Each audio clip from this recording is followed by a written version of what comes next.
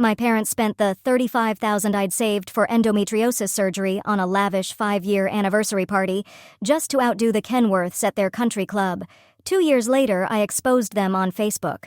In response, my mother hired a PR firm and even tried to get me fired. But the country club's event coordinator still had the receipt. When my boyfriend and I reached our own 5-year anniversary, my mom practically threw a gala. 200 guests, a string quartet, swan-shaped ice sculptures, a premium open bar, the works. The entire country club crowd attended. Compliments poured in all night.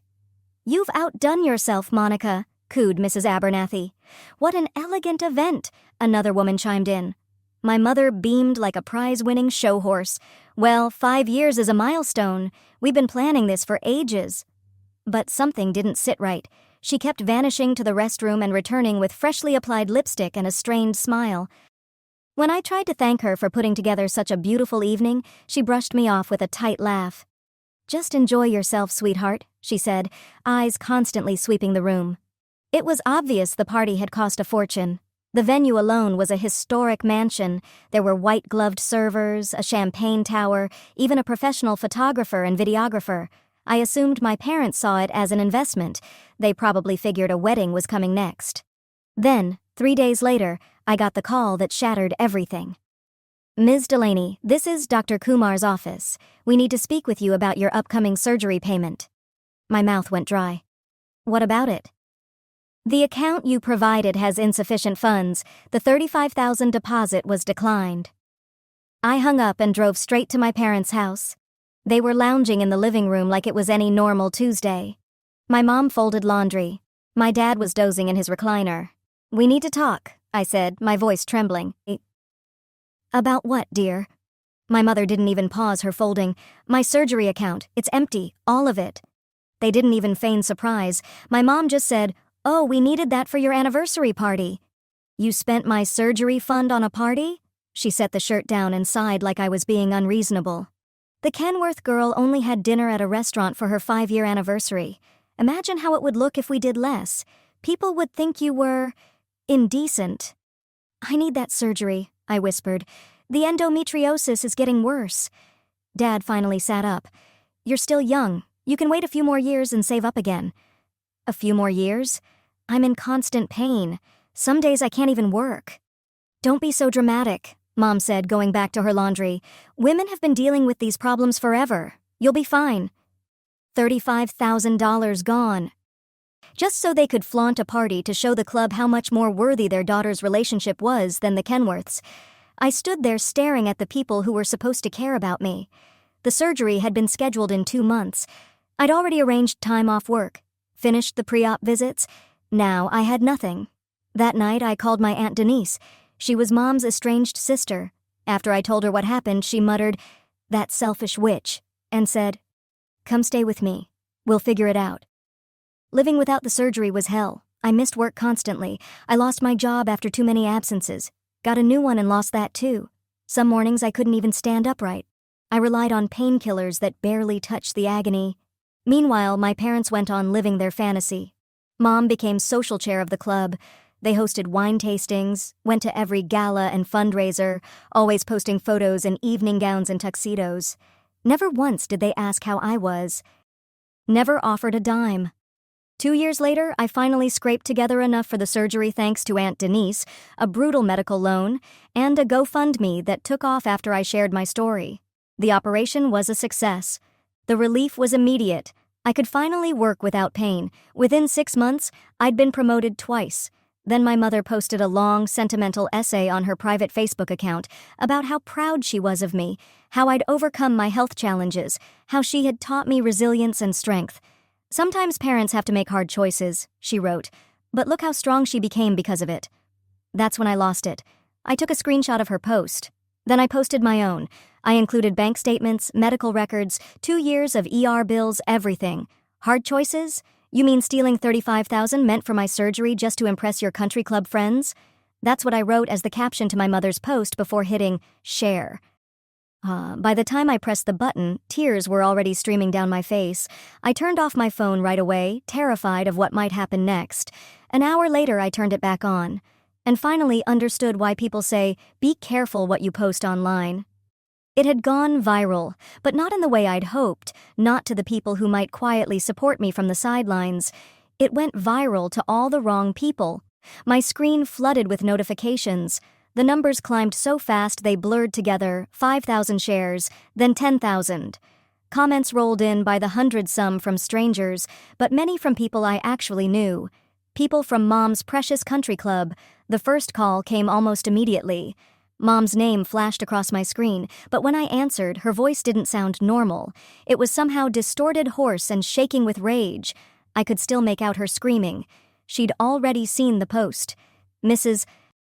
Abernathy had uninvited her from the charity board meeting scheduled for tomorrow. In the background, I heard Dad's voice, lower but unmistakable. "Maybe we deserve this, Monica." My hands shook as I screenshot everything. One comment caught my eye. A lawyer, Margaret Hutchinson, one of Mom's longtime golf friends, had replied, "This is defamation. I'll help you sue her." Evidence, saved immediately. My boyfriend rushed through my apartment door 20 minutes later, face ghost white. His mom had seen the post in her book club's group chat. The engagement ring he'd picked up the week before was still tucked in his jacket pocket, but now she was telling him to reconsider that girl. He paced my living room, fingers combing through his hair. "She gave me a choice," he said, "either her or the inheritance, either you or family peace." The ring bulged slightly from his pocket with every anxious movement. Then my phone rang again. Aunt Denise. Her voice was tight with urgency. "Janet's already rewriting the story," she said. "She's telling the club group chat that you've been unstable since the surgery, that you made it all up for attention." As I stared down at my phone, the post hit 50,000 shares. Comments from country club members now included rats, cease and desist threats, legal jargon, and public smearing. The tone turned uglier with every hour. I faced a choice: delete it and let her win, or leave it up and face the storm. My finger hovered over the delete button. Then I saw a comment from a woman I didn't know. "My mother did the same thing. Thank you for speaking up." I left it up. My boyfriend stopped pacing. He looked at me, then at his buzzing phone. His mother's still texting nonstop. "I need time to think about us," he said. Those words hit harder than any screaming from my mother. He walked out, leaving me alone in the center of an emotional bomb site. The next 3 days blurred into constant dings, shares, and chaos. Work became my only brief shelter until one morning during break, my coworker pulled me aside. "Your mom called reception yesterday," she whispered. "Said it was a family emergency. Asked about your schedule." The coffee in my stomach curdled. She was escalating. That afternoon, a message came from Dad's phone, but it was clearly written by her. "Every dollar you cost me in reputation, I'll cost you in reality." I screenshot it. Another file added to the folder I'd been building. Then the calls to my workplace began. Mom's syrupy voice, dripping with false concern. She told our receptionist I was having a mental health episode, hinted at erratic behavior, and subtly suggested someone might want to check on me. By the end of the week, she'd gone one step further. She contacted our biggest client. My coworker overheard some of the conversation. Mom was telling them I was in the middle of a breakdown and possibly not reliable for their project. Then the email from my bank arrived. Unusual login attempt. New device. Location. My mother's neighborhood. My blood ran cold. I'd changed most of my passwords after moving out, but apparently not all. Even the club's teenagers were getting involved now. 3 of them found the post and commented. Their parents were picking sides, some blindly defending my mom's twisted narrative, others admitting they'd suspected for years she wasn't who she pretended to be. They were talking about interventions for her and for me. Finally, a direct text from Dad, from his number this time. "Your mother's gone off the rails. She's hiring a PR firm. I'm scared of what she'll do."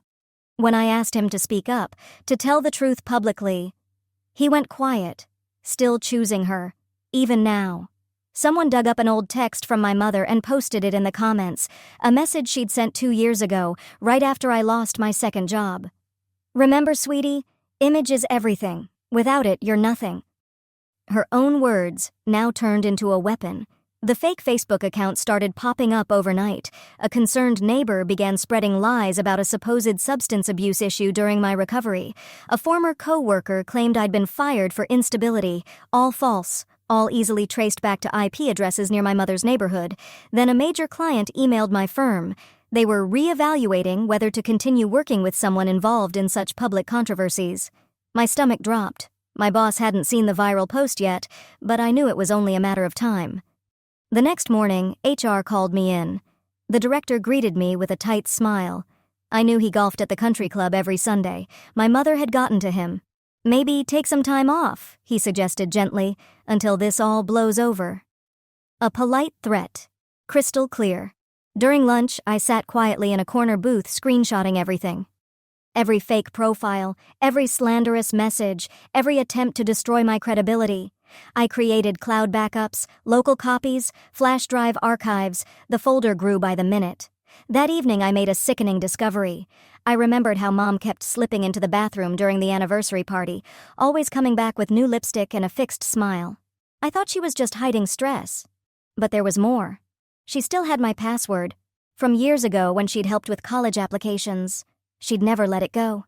She'd been logging into my accounts, reading my job applications, my emails, my private conversations. My stomach turned. Aunt Denise called me that night, her voice clipped with fury. Her book club had begun to question the version of events my mother was feeding them. Janet, Mom's best friend, had visited every member, spinning tales about me and the troubled daughter I supposedly was. The lies were spreading faster than the truth. But I started seeing a pattern in the comments. Everyone defending my mother used the same phrasing: ungrateful daughter, mental health issues, attention-seeking behavior. It was like they were reading from a script. Then Dr. Kumar's receptionist messaged me privately. "Your mom called yesterday, pretended to be you, tried to access your medical records. We didn't fall for it." Even my medical privacy wasn't safe. Then, unexpectedly, I got a message from someone I never thought would reach out: my boyfriend's sister. "I believe you. My mom's wrong. He still loves you. She's threatening to disinherit him." A fracture in the family's wall. Finally. The tide began to shift when Mrs. Aberton, a longtime country club figure, commented publicly, "Patricia did brag about that party costing exactly $35,000. I remember thinking it was tacky to mention the price." At last, someone from my mother's own circle confirming the truth. An anonymous message followed from a country club employee. "Your mom's in the lobby right now crying about her disturbed daughter. Half the guests believe her, half don't, but the staff, we all know she's lying." Still, her tactics escalated. She managed to befriend my former therapist, Dr. Marcus, during their weekly tennis matches at the club. I found out when he emailed me out of the blue, expressing concerns my mother had raised about my behavior. My skin crawled. He'd crossed a line. Broken confidentiality. He was discussing my private sessions with the person who caused my trauma. I forwarded the email to the therapy board immediately and documented the violation. My hands shook as I typed the complaint, knowing Mom had weaponized even my attempts to heal. She had taken the darkest parts of me and turned them into ammunition. Then the pharmacist who'd filled my prescriptions for 2 years commented on my post. He recounted watching me struggle to pay, sometimes choosing between pain relief and food. His words carried weight that anonymous online allies couldn't match. A medical professional confirming what I had lived through, undeniable proof that destroyed her dramatic daughter narrative. At 2 a.m., my phone buzzed. My boyfriend's name lit up the screen. "She gave me a choice at dinner," he wrote. "Her money or you?" I packed my bags. "I'm at my sister's. I choose you." I broke down sobbing into my pillow. Then came the security alerts. Repeated login attempts on my Google account. The location? Again, Mom's neighborhood. I activated two-factor authentication. I encrypted everything, every screenshot, every message, every threat, every fake account, all backed up in multiple secure locations. No more surprises. I was ready for whatever came next. The idea of involving the authorities crossed my mind, but I knew how these things usually played out. Family disputes rarely get taken seriously, especially when the villain is a parent in pearls with a polished public persona. This wasn't a case for court, it was a battle for public perception, and I'd have to fight it using my own voice. Thankfully, I wasn't alone. The comments section on my GoFundMe became a place of shared truth. Donors began sharing their own stories, women whose college funds were emptied by controlling parents, men whose mothers had opened credit cards in their names. The theme of parental financial abuse struck a chord with more people than I'd imagined. A quiet, powerful network of support formed on its own. Then Aunt Denise made a discovery that changed everything. While sorting through old paperwork, she found bank statements from my childhood savings account. They showed small but consistent withdrawals over the years, birthday checks from grandparents, Christmas money, even wages from my paper route, all siphoned off by my mother, supposedly for family expenses. This wasn't a one-time betrayal. It was a pattern that had been in place for decades. Then a message arrived from someone I'd never met, my mom's former college roommate. She'd stumbled across my post and wanted to share her own truth. 20 years ago, my mother had emptied her sister's $18,000 inheritance, money meant for nursing school, and called it an investment opportunity. That was why Aunt Denise had cut her off. The missing puzzle piece finally clicked into place. It had all been true. Instead of fueling the fire, I made a conscious decision to de-escalate. I posted a composed update thanking everyone who had supported me. I didn't attack my mother directly. I simply expressed gratitude. The contrast was stark. My calm response only made her increasingly frenzied posts appear more unstable. Her desperation hit a new high when I received a non-disclosure agreement via my dad's email, demanding my silence by Friday. My dad texted me separately, warning me that she wasn't bluffing. She'd already spoken to 3 attorneys about silencing me, but each time her lawyers got the full story, they dropped her. Then a former charity co-chair reached out privately. She had organized fundraising events with my mother for years and had always sensed something was off. Money often went missing between events and deposits. She couldn't prove it, but said other volunteers had started noticing the same discrepancies. It was bigger than me. The pattern of financial misconduct extended well beyond our family. A few days later, I ran into my mother at the grocery store, our first direct encounter since everything blew up. She cornered me near the apples, mascara smeared and cheeks blotchy. She grabbed my arm and hissed, "Was it worth it, destroying your own mother?" I pulled away, calmly, quietly. I continued shopping. People were already staring. She followed me outside, clutching an envelope. "I'll give you 10,000. Delete it. All of it." She waved the cash in front of me like a bribe would undo everything. When I refused, the mask slipped. "If you don't take this," she said through clenched teeth, "I will ruin everything else you love." I recorded every word using my phone's voice memo app before I drove away. That evening, Dad's sister called. Her voice was heavy with regret. "We knew Patricia had problems," she admitted, "but we kept quiet. We thought staying neutral was the right thing. Even Pastor Williams tried to counsel her about the spending and the lying. She apologized for staying silent, for not protecting me, for letting it go on so long. Her validation meant more than I could explain. After years of being gaslit, it was a balm I didn't know I needed. Then someone online analyzed the timestamps on Mom's public Facebook posts she'd made about being a grieving, worried mother during my health crisis. Turns out they had all been scheduled while I was under anesthesia for surgery. She had crafted her martyrdom while I was unconscious on an operating table. The calculated cruelty left me breathless. Her support circles started to crumble. The group that once defended her blindly had shrunk to 5 women each with skeletons of their own, birds of a feather, protecting each other by default. But even they were beginning to distance themselves, disturbed by how far she was spiraling. A bank manager called me personally.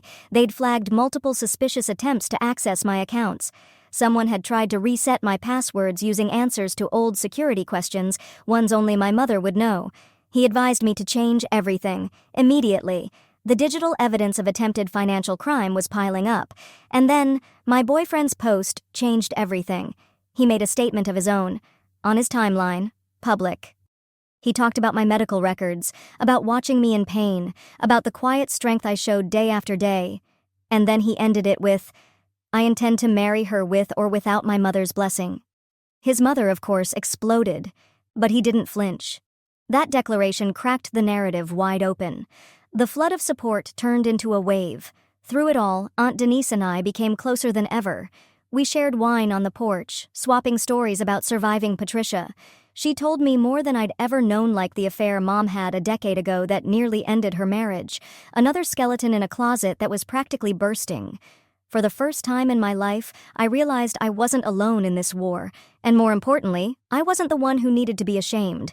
Even knowing I held the nuclear option, the kind of evidence that could destroy her publicly, I chose not to use it. Holding the moral high ground mattered more to me than mutual annihilation. I wasn't here for revenge. I was here for truth. But that didn't stop her. Mom ambushed me at the pharmacy while I was picking up prescriptions. She stepped in front of the counter, hissing through clenched teeth, "I made you. I can unmake you." I didn't flinch. I met her gaze and said quietly, "You already tried, and I'm still here." The pharmacist stood frozen behind the counter, clearly rattled. He glanced toward the phone, likely considering calling security. That same day, 3 nurses from the hospital where I'd had my surgery found my post and commented publicly. They remembered me, remembered that I had no visitors during recovery. Not a single family member showed up, not for meals, not for check-ins, not even to take me home. It had struck them as unusual, given how serious the procedure had been. Their professional statements shattered Mom's carefully constructed image of the doting mother. The fallout rippled fast. Her longtime charity co-chair resigned quietly, telling others she couldn't be affiliated with the drama anymore. The very social consequences Mom had always feared most were unfolding naturally. No drama, no fanfare, just quiet withdrawals and polite silences. Her pristine reputation chipped away piece by piece. Dad texted me with bitter irony. "She's already spent $30,000 on lawyers and PR, almost the exact amount she took from your surgery fund.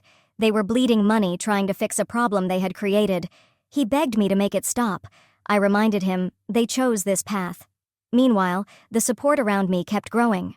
People who donated to my GoFundMe began sharing the story in their own communities, financial abuse support groups, forums for adult children of narcissists. The story spread not because I pushed it, but because people recognized themselves in it. Then Mom showed up at my workplace. Security cameras captured her in the lobby during lunch, ranting to anyone who'd listened that she should have let me suffer longer. Her voice echoed. Her rage was loud and undeniable. The guard escorted her out while coworkers stared, stunned. The performance backfired. The next day, my boss called me in. He'd been hearing rumors for weeks, calls questioning my mental health, suggesting I was unstable. But he'd also seen my post-surgery performance improve dramatically. He smiled as he gave me the news. "I'm promoting you. Whatever this is, it hasn't affected your work.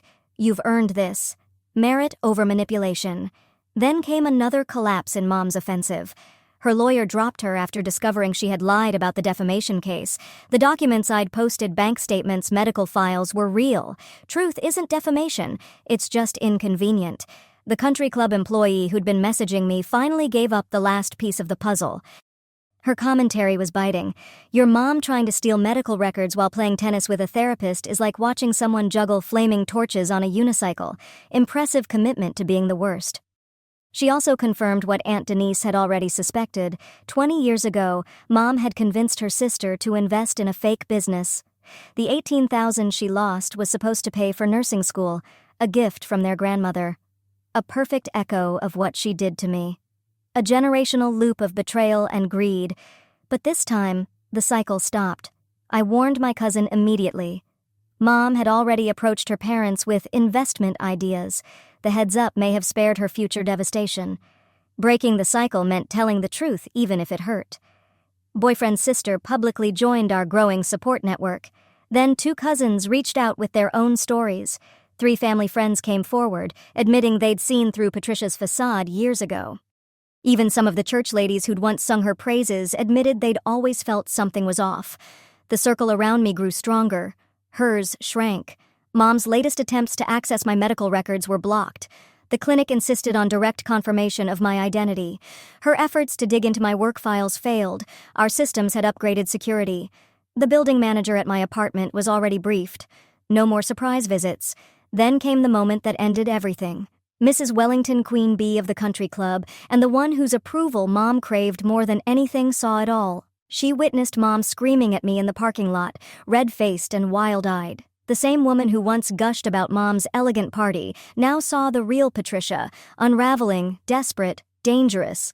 The mask had fallen, and it happened in front of the one person whose opinion Mom valued most. Private messages began arriving from professionals in my field, people who'd followed the story quietly. They told me they saw my integrity, admired my strength. Ironically, my industry reputation was now stronger than ever. I was no longer just a survivor. I was a respected, capable professional who had held her ground. Then security footage from the anniversary venue surfaced. The event coordinator confirmed the final invoice, $35,000. Every detail I'd shared had been verified independently. Truth, as it turns out, doesn't need a megaphone, it just needs time. And when it arrives, it stands on its own. Mom's 60th birthday was approaching. Normally, she'd command guest lists of 200. Her party's the stuff of social calendar legend. She'd sent out that many invitations again, but the RSVPs trickled in slowly. The social fallout she feared most was unfolding before her eyes. The grand celebration she envisioned was quietly becoming a public humiliation. Then, for the first time, Dad broke his silence. He posted publicly, admitting he'd enabled Patricia's behavior for far too long. He confirmed that everything I'd said was true and announced that she was getting professional help. It didn't mend the damage between us. Some things had gone too far for reconciliation, but it marked a definitive turning point. Finally, someone else was saying it out loud. I wrestled with how far to go.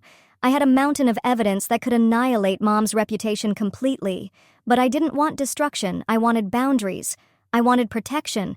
I wanted healing. So instead of one last strike, I posted a calm, heartfelt message thanking everyone who had stood by me and shared that I was choosing to move forward with love, not vengeance. Natural consequences did the rest.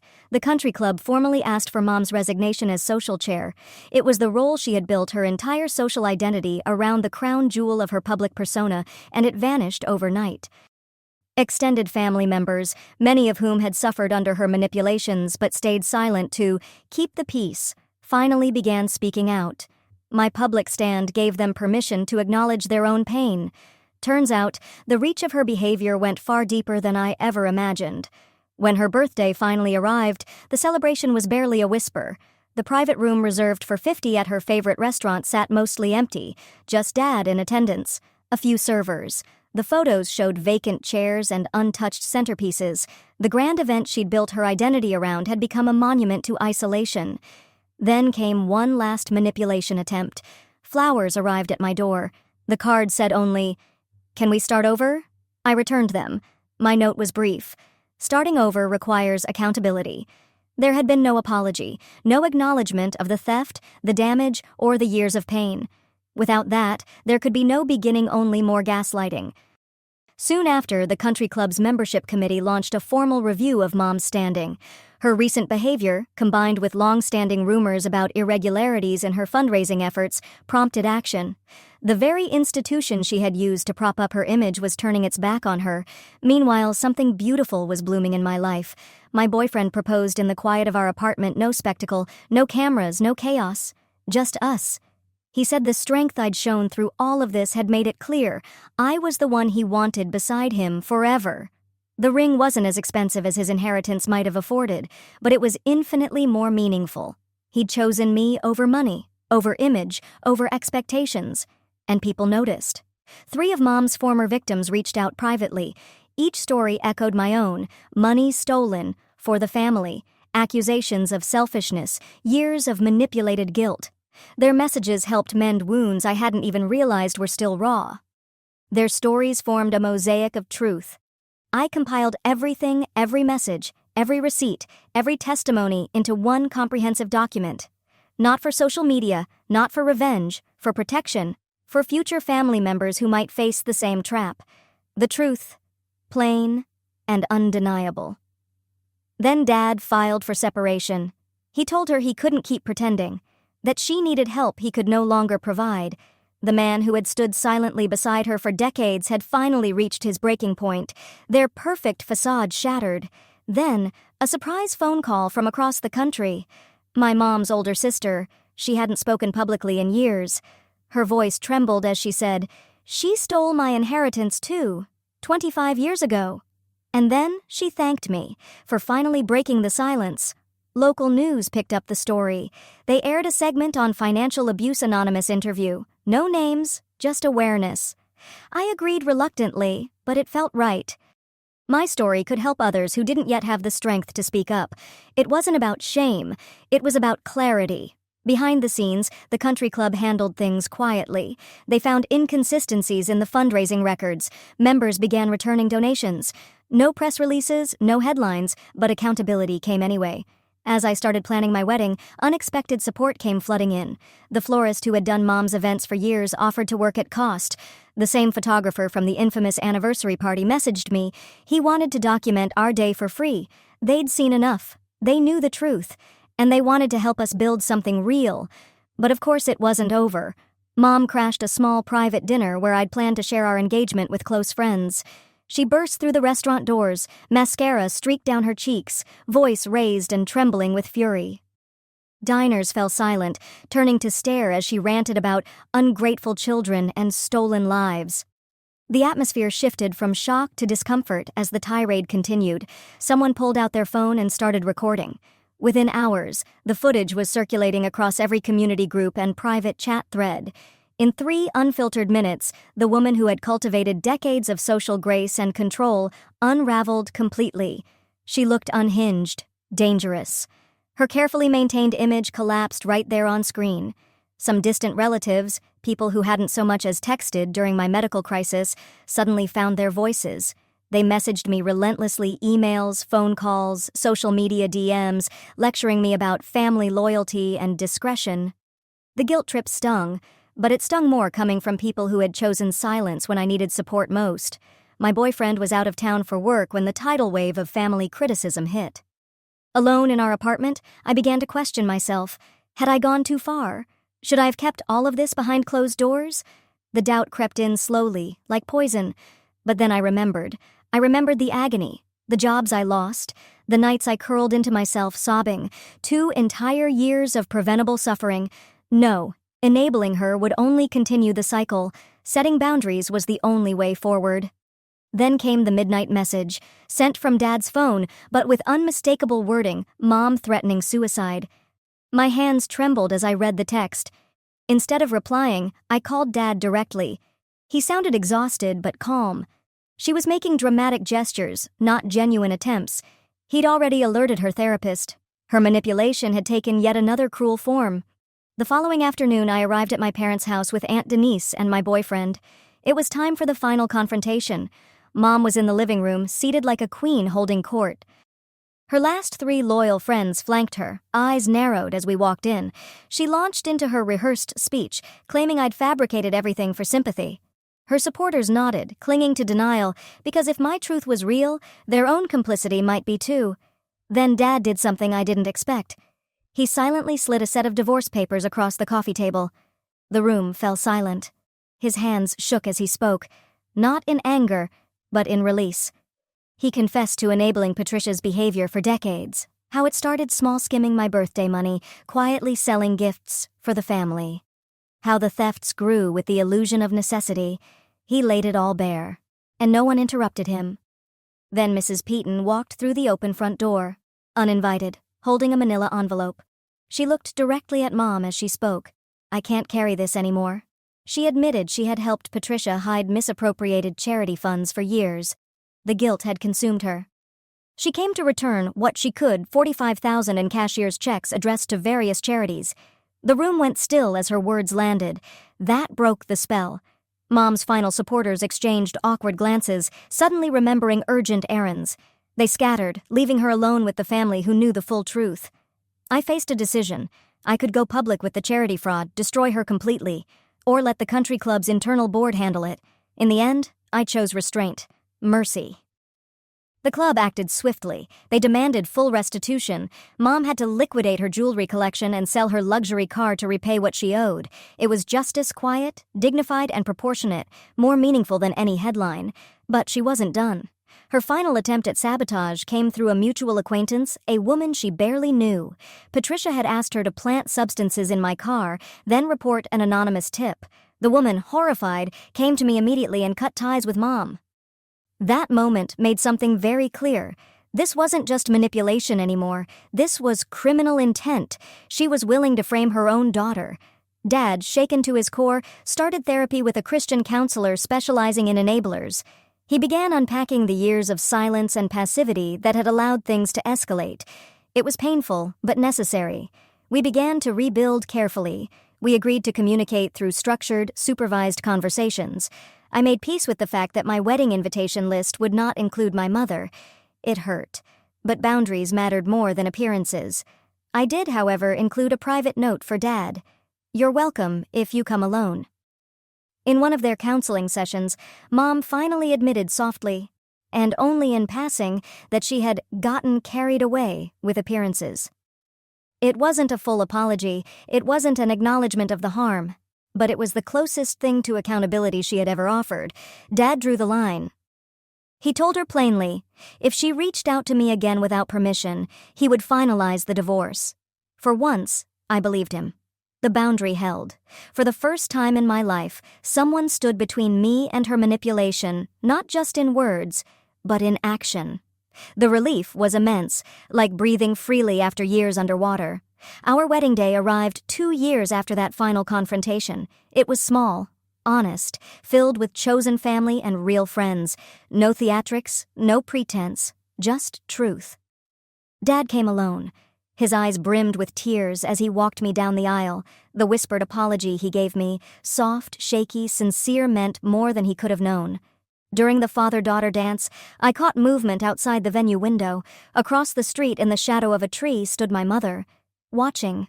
She looked smaller somehow, diminished not by age, but by the weight of her choices. Our eyes met through the glass. I nodded once. A quiet acknowledgement of her presence, not forgiveness, not invitation, just recognition. Then I turned away, back to Dad, back to my husband, back to the life I had built on truth instead of illusions.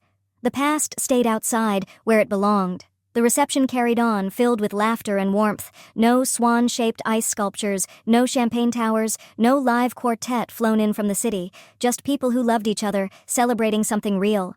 Aunt Denise raised a toast, her voice steady with emotion, speaking of resilience and earned joy. My husband's sister formally welcomed me into their family. No performative speeches, just words that mattered. Mom remained across the street the entire time, a ghost haunting the edges of her own daughter's wedding. Security watched discreetly, but never had to act. She left as quietly as she arrived. Maybe for the first time, she understood the magnitude of what she'd lost. The sun dipped behind the trees, casting golden light across a day that had cost less than one of her charity galas, but meant infinitely more. As Dad hugged me goodbye, he pressed an envelope into my hand. Inside, a check for $35,000. Not from her. From him. From his own retirement savings. "I can't go back and protect you then," he whispered. "But I can help now." I cried as I tucked it away, not for the money but for the meaning, for finally being seen, protected, chosen. All around us were the people who had stood firm when things were at their worst. Friends who believed me when everyone else called me ungrateful. Family who chose truth over comfort. A partner who picked love over inheritance. That's what Mom never understood. Real relationships aren't built on centerpieces and couture gowns. They're forged in fire. In the moments when you're hardest to love and someone stays anyway. Every person at our wedding had proven their worth, not with gifts or status, but with presence. With integrity. The band played the final song as guests hugged and laughed and slipped away. There were no videographers to stage the perfect angle, no glossy photographers to make us look like a magazine spread. But every memory etched itself in our hearts with quiet permanence. My husband and I stood hand in hand, watching the last of our guests leave. Tomorrow we'd begin our marriage, not in luxury, not in fantasy, but in truth.